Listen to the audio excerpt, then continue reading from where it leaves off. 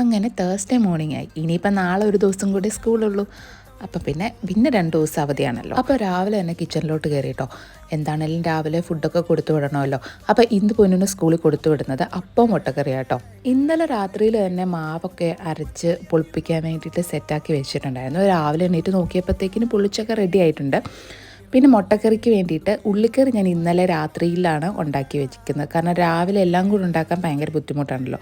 അപ്പോൾ ഉള്ളിക്കറി രാത്രി ഉണ്ടാക്കി, അതുകൊണ്ട് രാവിലെ മുട്ട പുഴുങ്ങി ആ കറിക്കകത്തേക്ക് ഇട്ട് കൊടുത്താൽ മതിയല്ലോ. മുട്ട ഞാൻ ആദ്യമേ പുഴുങ്ങാൻ വെച്ചിട്ടോ. അത് കഴിഞ്ഞിട്ടാണ് പിന്നെ ഈ അപ്പം ഉണ്ടാക്കുന്നതും എല്ലാം ചെയ്യുന്നത്. അപ്പോഴത്തേക്കും നമ്മുടെ മുട്ട പുഴുങ്ങി കിട്ടുമല്ലോ.